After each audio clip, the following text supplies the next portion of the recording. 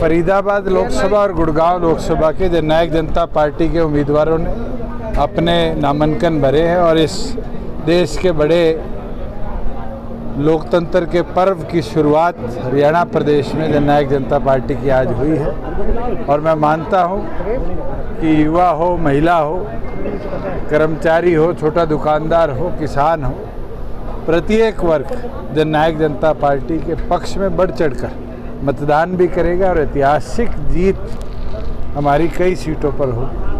जनता ने मन बना रखा है कि जनता परिवर्तन चाहती है और ख़ास तौर पर फरीदाबाद की जनता ने एक बहुत लंबे समय से राष्ट्रीय पार्टियों का यहाँ कब्जा है।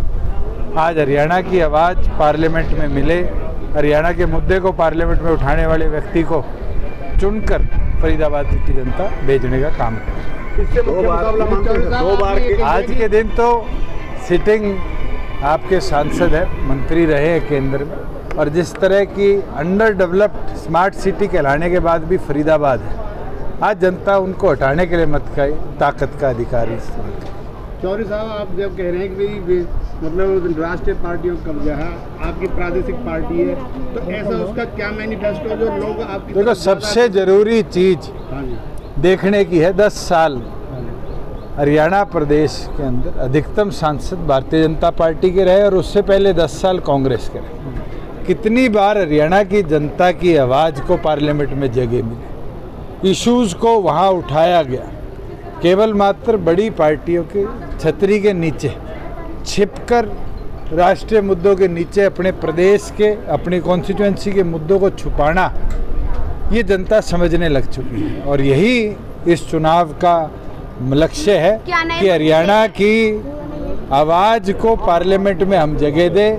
हरियाणा की तरक्की के अंदर केंद्र की हिस्सेदारी को कैसे बढ़ाया जाए, वो जब ही बढ़ सकती है जब हरियाणा की आवाज़ को पार्लियामेंट में जगह मिले। क्या नए मुद्दे लेकर आई है जेजेपी अब की बार? सबसे महत्वपूर्ण तो है कि हरियाणा की आवाज़ को हम पार्लियामेंट में लेके जाए, इससे बड़ा मुद्दा नहीं है।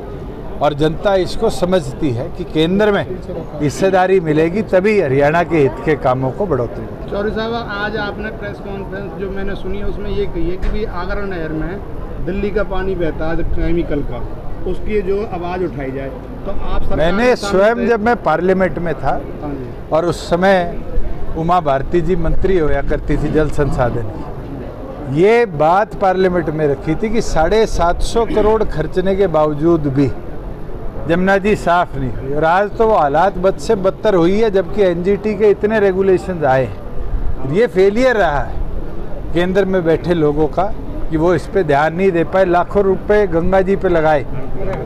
उसके साथ साथ जमुना जी के सुधारीकरण के ऊपर भी वही इंफ्रास्ट्रक्चर लगाना चाहिए था और सुधार करना चाहिए। चौधरी साहब, बीजेपी के 400 पार के नारे को कैसे देखते हैं आप? 400 पार तो प्रधानमंत्री ने बोलना छोड़ दिया। मैं तो पिछले एक हफ्ते से प्रधानमंत्री के मुंह से 400 पार की बात नहीं सुनी। आज मुद्दा 400 पार का नहीं है। 1977 में Indira is India, India is Indira नारा दिया था। जनता ने क्या किया? इंदिरा गांधी को भी हराया और कांग्रेस का भी देश से सुपड़ा साफ किया। ये 400 पार का नारा आज के दिन कहीं 200 पे आके ना रुक जाए, ये तो आने वाले दिनों में आपको पता चलेगा। मगर जिस तरह के रुझान दक्षिण से आ रहे हैं, मुझे लगता है मई में भी ये ठंडी हवाएं जो चल रही है, ये नॉर्थ की भी दशा बदलने का काम।